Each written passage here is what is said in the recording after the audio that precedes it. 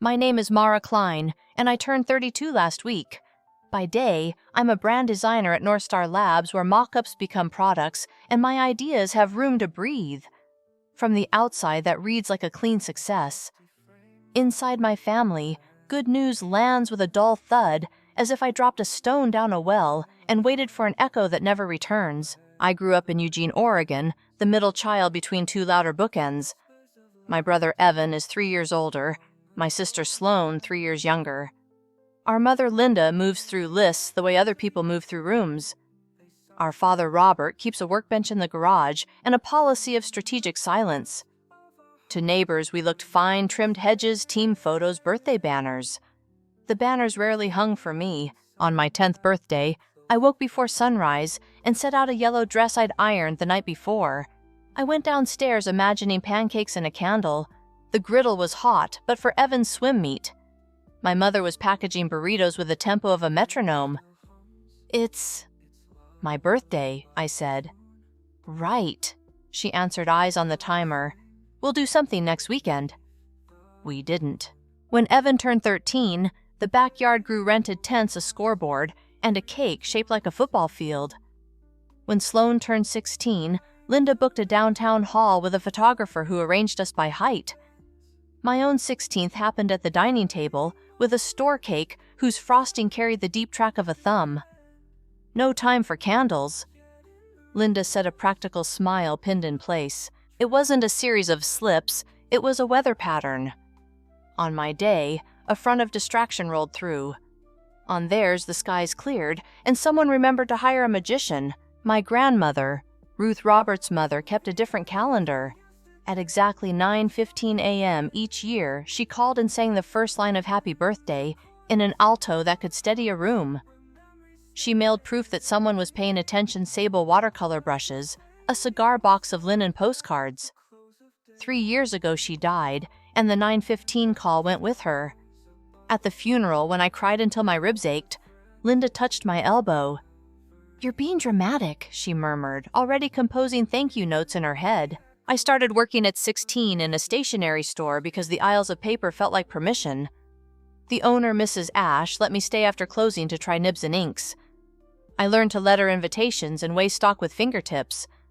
At home, the pieces lived in a shoebox. A hobby, Linda said when I showed her a flyer I made for the school play. Robert said nothing, which was his way of avoiding taking sides. When I brought up majoring in design, Linda folded dish towels with ceremonial neatness. "If you're smart, you'll pick finance. Evan's MBA track is a real plan." I filled out scholarship forms alone at the kitchen table while my parents proofread Evan's essays. By the time my acceptance from Oregon State arrived, I'd learned how to survive on leftovers and how to act like I wasn't hungry. College wasn't glamorous. I shared rent with 3 roommates and rotated shifts between a cafe, the campus library, and a print shop whose guillotine cutter could decapitate a ream in one pull. The print shop became a classroom nobody graded. Jackson, the manager, began handing me real clients: a florist, a bike co-op, a winter film festival. Graduation came. My parents sat through the ceremony and left quickly because Evan's hooding was the next weekend and hotel rooms needed booking. I watched classmates anchored by proud families and took my own picture in the library's glass. That November, over turkey, I tried to name it. 3 years in a row, I said. "You forgot my birthday." "You're too sensitive," Linda replied. Robert looked at his plate. Sloane said I wasn't around much anyway, as if miles explained attention. After college, I moved to Seattle 3 hours north, just far enough that guilt had to buy a ticket. I made rent at a boutique studio that paid in compliments and the kind of raises people call symbolic. At night, I freelanced for clients who wrote emails at 2:11 a.m. and expected proofs by sunrise. Ramen became a food group. Practice counts even when nobody claps. 5 years ago, a recruiter from North Star Labs asked if I'd interview for a product design role. 6 rounds later, I had an offer that tripled my pay. I called home. "Those tech places fire people on Fridays," Linda said. At North Star, I learned a kinder grammar reviews where colleagues thanked you for clarity. A manager, Naomi, who gave feedback like a map instead of a verdict. Recognition at work threw home into sharper relief. Last Christmas, Linda stood with a glass of punch, and listed Sloane's marketing wins to our aunts like bullet points. When she reached me, she tilted her head. "Are you still doing that drawing thing?" she asked, as if I'd been crayon scribbling in a corner instead of shipping product launches. I smiled into my cup the way people do when a conversation won't make room for them. I started therapy with Dr. Celia Park, intending to talk about deadlines and ending up talking about birthdays. She gave me sentences to practice. "Your worth doesn't require a witness. Someone else's limits aren't your fault." With competence came cash flow.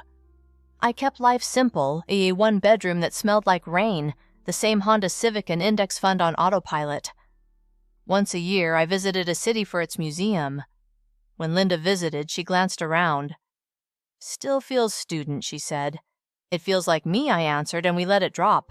6 months ago, Naomi became creative director and put my name forward to lead the brand team. Overnight, my calendar shifted one-on-one strategy decks, a dozen designers asking questions I used to ask. The raise was 40%. A performance bonus would post at fiscal year end if our launch went well. I told my parents on a Sunday call.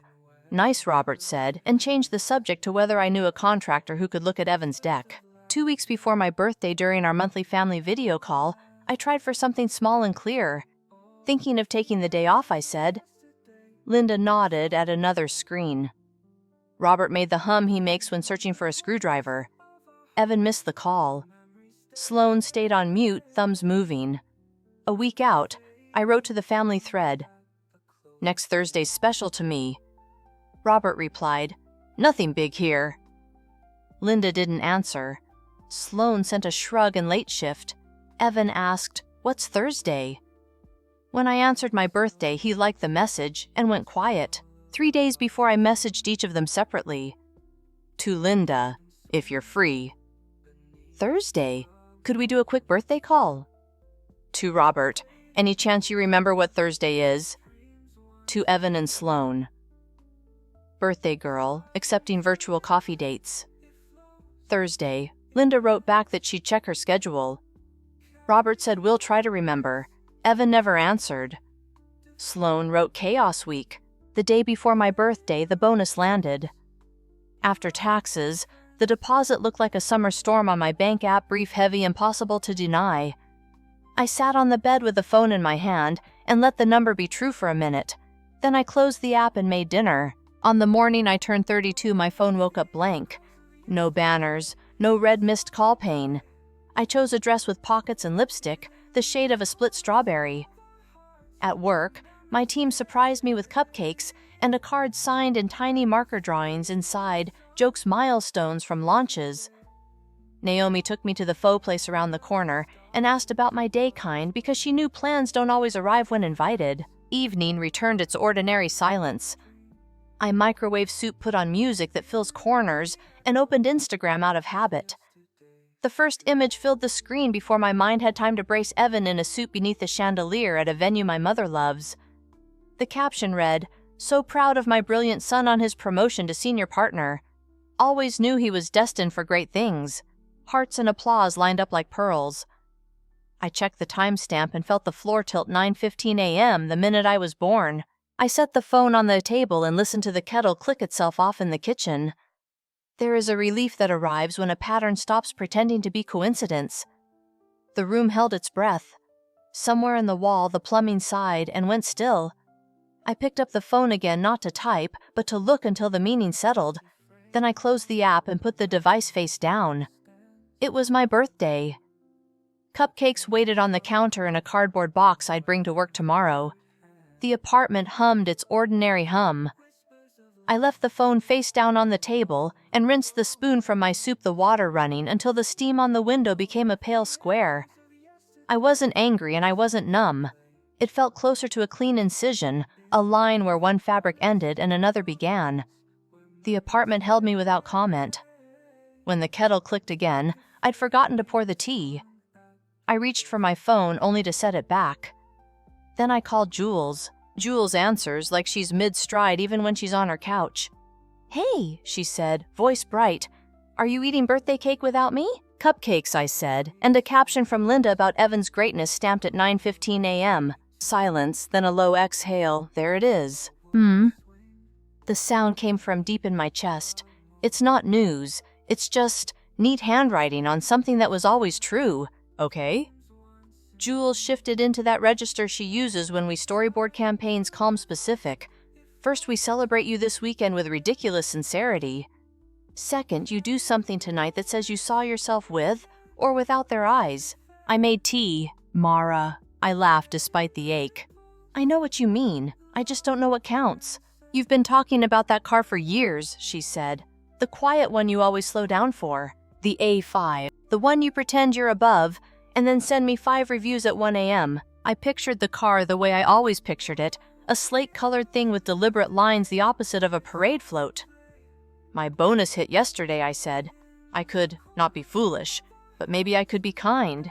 Be precise, Jules said. Kindness is when you measure twice. After we hung up, I opened my laptop intending to scroll aimlessly.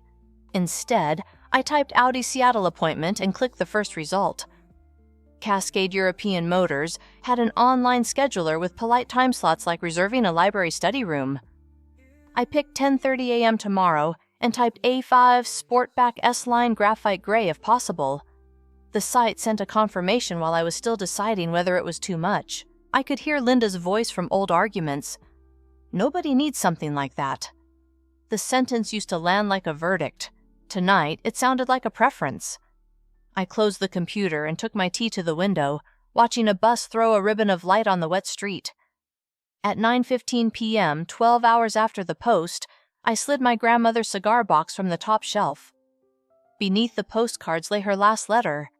In the curve of her fountain pen, a single instruction: keep making the world beautiful, even when you have to do it for yourself. The dealership smelled like lemon cleaner and rubber, a smell that tries to be neutral and fails.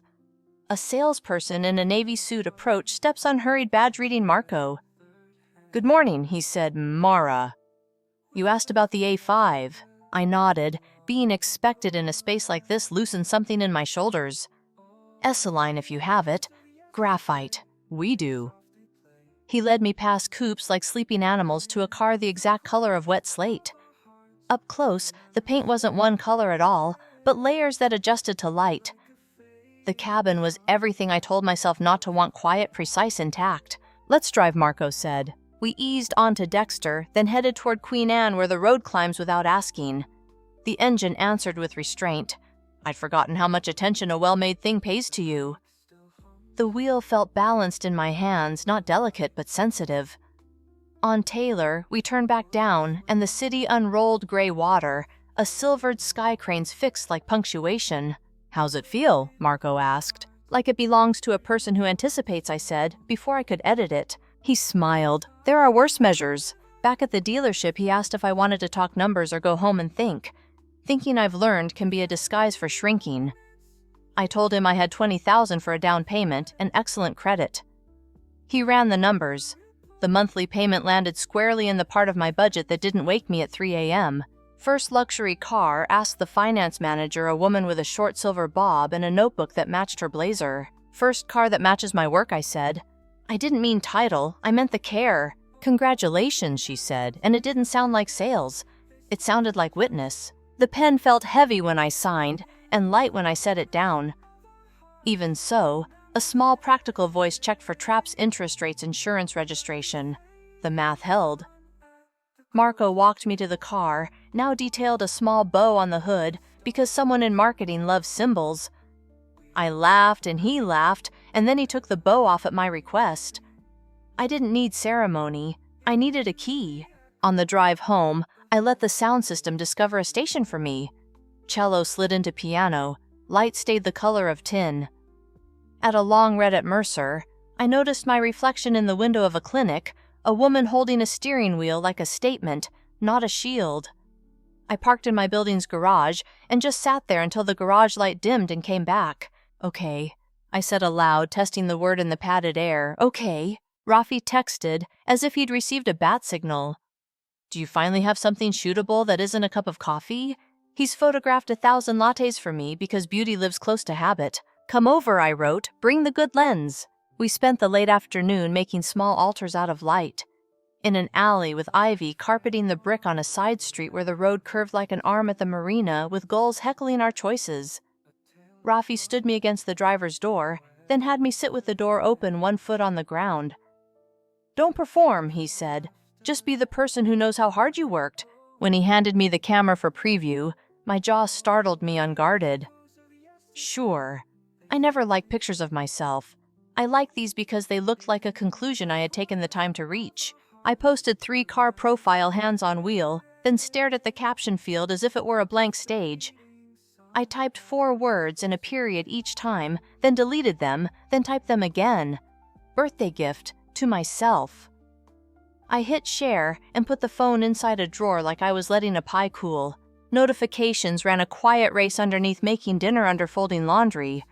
When I opened the drawer an hour later, the screen had turned into a small-town festival. Colleagues wrote full sentences. Old classmates sent applause. Naomi commented, "Proud of you and the work that got you here." Jules left 4 red squares, which is how she says solid. Then the messages I expected and still felt in my ribs. Linda, "Where did you get the money for that?" "This isn't you. Call me." Evan, "Nice wheels. Bit showy to post it. Not everything needs to be online." Sloan, "OMG. Did you drain savings? You were always the responsible one. Robert, who rarely texts without Linda." "Is everything okay, financially? You haven't told us if there's a problem." I stared at the screen long enough to watch bubbles appear and vanish. Then a cousin on Linda's side messaged, "Just FYI, your mom called my mom about your car and kept saying impulsive. I told them maybe they didn't know who you are now. Also, car looks sharp. Proud of you." The family thread pinged. Linda, emergency family meeting. Sunday 2 p.m. at the house. We need to address recent decisions. Attendance expected. A warmth spread through me that wasn't pleasure.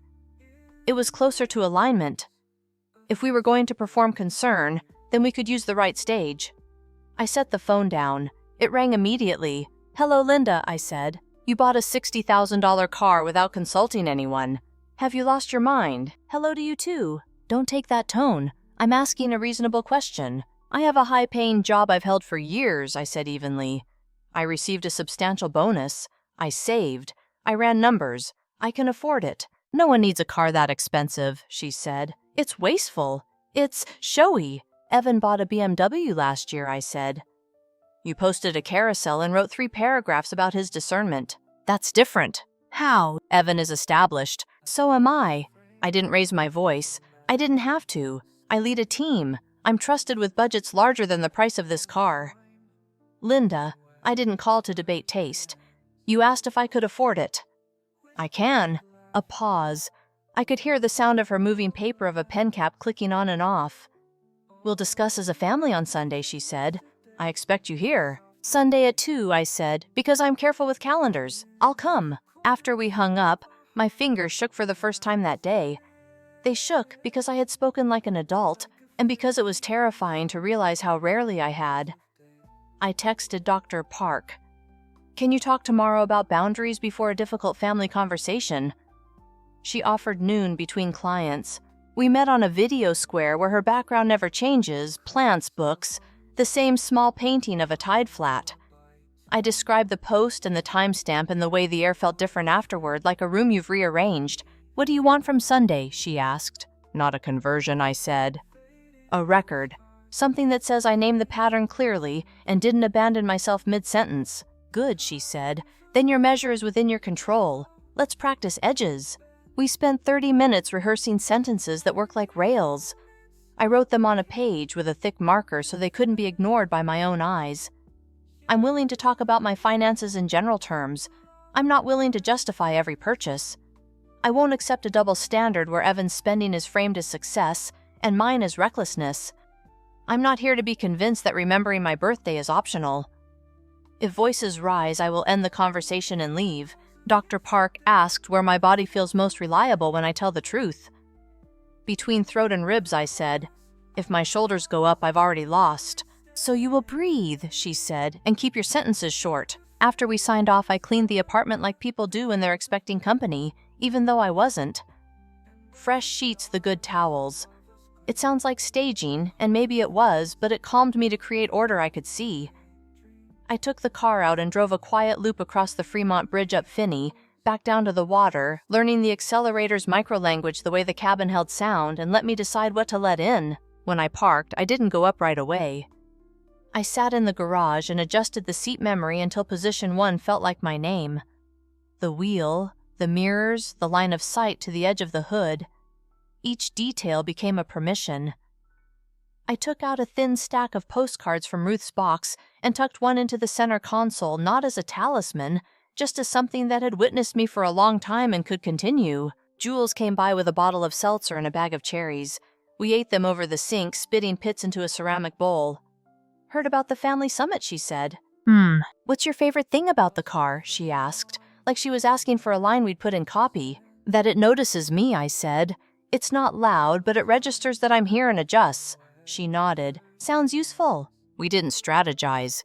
We shelled peas and watched a show with subtitles because voices sometimes have to be kept at a distance.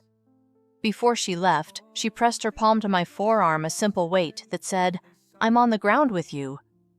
When the door closed, the apartment resumed its quiet shape. Night gathered around the windows. Somewhere a motorcycle rattled the block and then let go. I brushed my teeth, set out clothes that felt like mine, and placed the page of boundary sentences on the console table by the door where I'd see them on my way out. The car key lay beside them, heavy enough to keep the paper from shifting in the fan's small breeze. I turned off the lights. In the dark, the city made its low mechanical choir.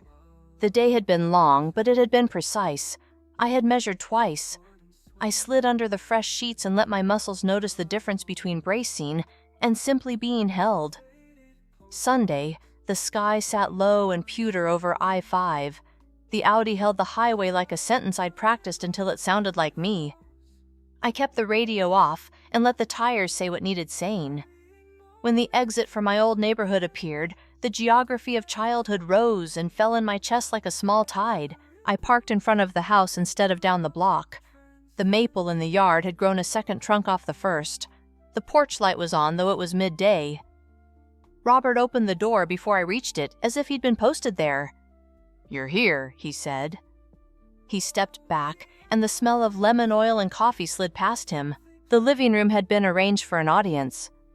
Linda sat in the high-back chair she uses for holidays. Evan and Sloane shared the couch phones face down in perfect obedience to the occasion. My Aunt Carol had drifted in. My cousin Lila occupied the piano bench, knees together, hands folded like a choir kid. The only empty seat was the dining chair, placed a little forward theater lighting without the lights. "Thank you for coming," Linda said, hands folded, voice formal. "We're concerned about recent decisions." "Which ones?" I asked, remaining standing. My pulse steadied when my feet found the rug's border, an edge I could trust. "The car," she said. "The expense, the public announcement, the suggestion, frankly, that you bought yourself a birthday present as if no one else mattered." I looked at the page of sentences in my head and chose one. "I'm willing to discuss finances in general.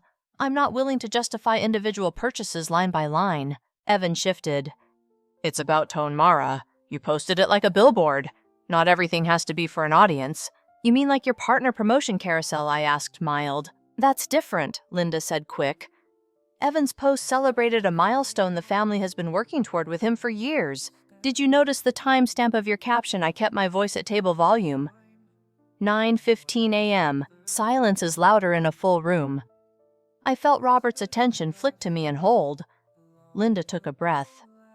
"We're all very busy," she said. It was the time the photographer sent the proofs. "It's arbitrary." "It matched the minute I was born," I said. "I texted the family thread a week before my birthday. I asked each of you separately for a call." The day came and went without a message. But 9:15 received a post. "That is not fair," Linda said, but her voice wavered. "You keep score like a lawyer." "I keep track like a person who has gone uncounted," I said. "I'm not asking for balloons. I'm naming a pattern because you're describing my car as a symptom of recklessness, and I want the full chart on the table." Aunt Carol made a small sound as if something hot had touched her tongue. Lila looked down, then up, eyes steady. Sloane cleared her throat. "I saw the timestamp," she said, quieter than usual. "I thought about texting and didn't." "That's on me." Linda's chin jerked as if a thread had been pulled. "We're talking about Mara." "We're talking about all of us," Sloane said. Her eyes didn't leave mine. "It hasn't been equal." Evan sat back, arms crossing. This is turning into an indictment. I show up, I do the work. Mom is proud, and somehow that's a crime. No, Ayed, it's context. When you bought your BMW, Linda wrote 3 paragraphs about discernment.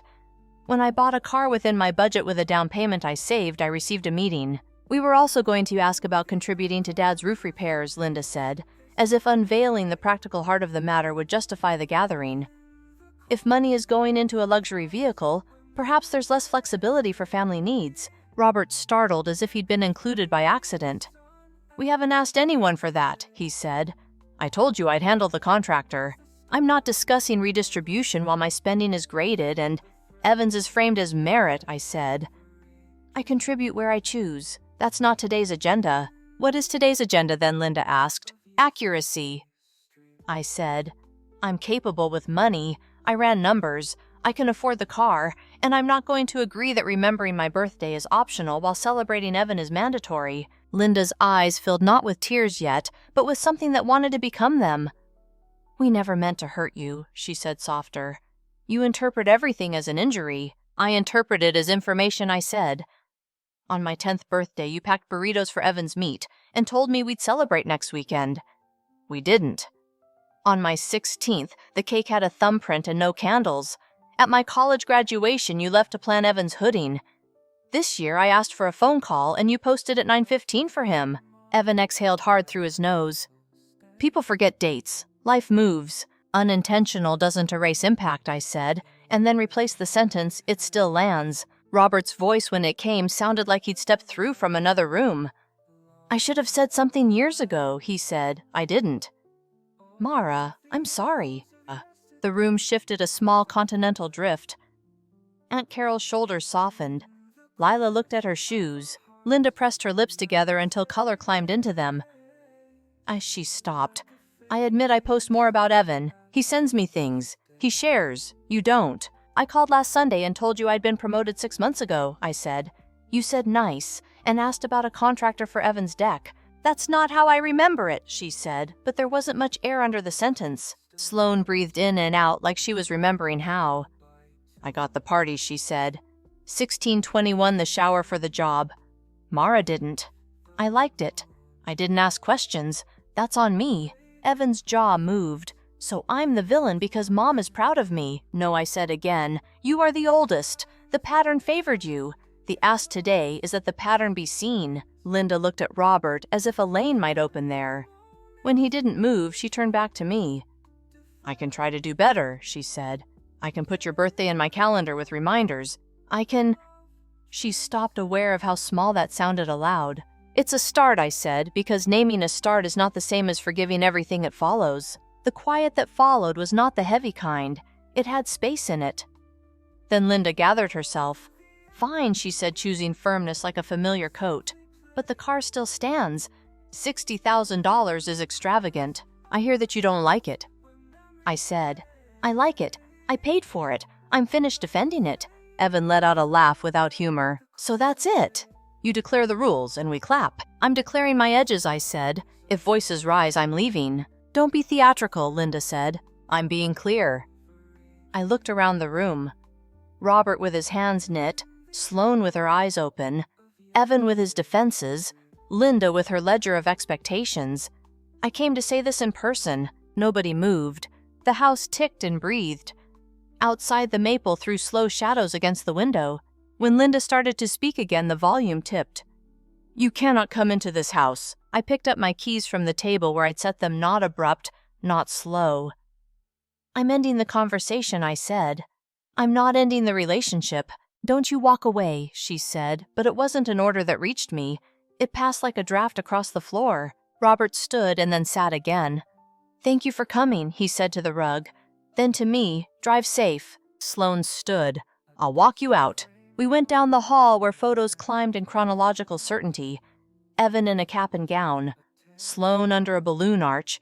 Me between them, smaller in every frame even when I wasn't. At the door, Sloane touched the edge of my sleeve. You were clear, she said. So were you, I said. On the porch, the air smelled like dry leaves, finally remembering rain. We didn't hug like a performance. We didn't hug at all. She opened the storm door and let it swing. I crossed the yard that knew my steps. The Audi waited where I'd left it, a quiet object that recognized me when I touched it. I got in and adjusted nothing. My hands found the wheel where I'd set them the day before, and the engine came alive like a breath I hadn't taken until now. The street took me back the way it used to deliver me home from piano lessons, steady, unhurried, rain-smelling. I drove until the houses thinned, and then turned toward the water where a small park held a line of benches and a view that could empty the mind. I cut the engine. The silence inside the car felt padded benevolent. I let my hands fall from the wheel, and without ceremony I cried. It wasn't noisy. It was the kind that loosens the ribs and leaves salt at the mouth. When it passed, I washed my face with the hem of my sleeve and dialed Dr. Park. She picked up quickly, as if waiting near the phone, not out of worry but out of respect. I said it the way we practiced, I told her. And did you remain with yourself while you said it? She asked. I didn't chase their reactions, I said. I left when the volume turned. That's a complete act, she said. Let your body register that. I breathed until the seat held me instead of the other way around. There was nothing to resolve on the call. I thanked her and hung up. The water lay matte and gray as paper. A gull sketched a crooked line across it and kept going. The next days had a quiet sound. Work absorbed me with its familiar meter stand-ups, reviews, a launch checklist that Naomi could recite in her sleep and still make feel new. Jules took me out for birria and slid a little gift bag across the table like a joke. Inside was a keychain shaped like a tiny wrench. For adjustments, she said. We laughed until the server smiled along. Messages from home did not arrive. The absence wasn't empty. It gave me back hours. I used them to walk the loop of streets near my building at dusk, the time when windows become small aquariums you pass without entering. Rafi convinced me to go to an opening at a gallery he freelances for. I stood in front of a series of ink landscapes so spare they made your breathing careful. On the way out, he introduced me to a sculptor who asked what I made outside of work. The question reached a place I had set aside. Posters, sometimes, I said. Nothing big. She wrote her email on my palm with a pen that barely left a mark and told me about a weekend collective that rents a shared space and keeps the coffee wrong and strong. Thursday evening, a text from Robert arrived like a pebble skipping twice and landing. Been thinking. I did not speak up when I should have. I'm sorry. It was not styled. It didn't try to fix anything. I answered, Thank you for saying so. Saturday brought Sloane to my buzzer at 10 in the morning with hair in a loose knot and an expression that asked permission. I let her up. We made coffee and sat at my table where the sun lands in a rectangle that moves slowly across the grain. I always knew she said fingers around the mug. I just liked being on the easy side of things. I know, I said. We didn't inventory injuries. We named a few and let them pass. She asked about my team, what I liked about leading, what surprised me. I asked about her work, not the bullet list Linda recites, but the parts that cost her sleep or made her proud. At one point, she got up and washed the 2 spoons we'd dirtied, as if the act could contribute a small, clean thing to the room. You were very calm, she said, meaning the meeting. I had sentences, I said. I heard them, she said. They were useful. When she left, we hugged as if we had both put something down first. At the door, she hesitated. I'm not asking you to forgive everything, she said quick, almost embarrassed. I'm just saying I'd like to be better at the part that's mine. Okay, I said. Me too. 2 weeks later, Linda called. I let it ring twice and picked up. Her voice wore unfamiliar hesitations, as if choosing words required a different muscle than the one she usually used. I've been reconsidering, she said. Not the car, the rest. I let the line hold. I may have made you feel less important, she said. Not on purpose, but I see that it happened. My throat released a notch. Thank you for saying that. I also forgot your birthday, she said, making the sentence sound like it had been heavy, and she'd set it down. You did, I said. I told you ahead of time. I know. Paper rustled. What do you do? At your job, exactly. I read your title when I can find it, but I don't understand what it is you actually do, I told her. Not all at once, not as an argument, just the shape of a week. She listened in a way that didn't feel like waiting to pounce. Before we hung up, she said I put your birthday into my calendar with reminders. Red ones. I pictured her at the kitchen desk, the paper planner open the old click of a pen. Okay, I said. The months after that did not rearrange anyone's personality. They made small edits. Linda texted about a book jacket she liked. I sent her a link to the designer. Robert called on a Tuesday to ask how my launch went and stayed on the line long enough to hear the answer. Evan sent an email that read like a memo and contained an apology that didn't know how to perform. It still counted. The Audi stayed what it had been the first day, a precise room, a quiet witness. I learned its small language, how the steering communicated impatience with a tight corner, how the cabin closed around you without sealing you off.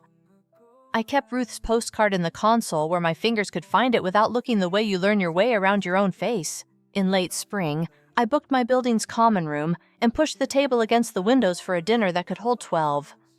I cooked what I knew. Pasta that doesn't fail a salad with bitter and sweet, a cake that requires patience but not skill. Jules came early with flowers and a bag of ice. Rafi arrived with a camera and then put it away. People I love filled the chairs and the spaces between them work. Friends, neighbors, the sculptor from the gallery, voices winding in and out as easily as hands reaching for bread. I had invited my family. I wrote the message cleanly and sent it without expecting anything, not as a test, not as a dare. They came. Sloane set cutlery without being asked. Robert stood near the window and read the labels on the wine as if he might purchase their names later. Linda brought a cake from the grocery store bakery, white on white, her effort sitting plain in its plastic dome. "I didn't know what you liked," she said, which wasn't quite true but was honest in its way. We ate. Someone put on music that kept out of the way. The room felt held together by small competence. The pasta didn't stick. The chairs didn't wobble. The conversation braided and unbraided without tangling. At one point, Evan handed me a wrapped rectangle that turned out to be a monograph of an artist I love, a choice too specific to have been random. Sloane helped, he said. But still, when it was time for cake, Linda hesitated as if the act required permission. "Candles?" she asked. I lit 3 and left the rest in the drawer. There was singing thin, off-key earnest. I closed my eyes long enough to make a wish that didn't need to turn into anything and blew them out. Later at the sink, Linda stood beside me and rinsed plates while I soaped. "I keep checking the calendar," she said. "I won't miss it again." She didn't look up like she needed me to clap. The sink hissed, and the window held our faces in the glass. After the last guest left, I put leftovers into containers and stacked them by meal. The room exhaled. I carried the trash to the chute and stopped by the garage. The car waited under low-light edges quiet. I sat in the driver's seat without starting it the way you sometimes sit on the edge of a bed before lying down.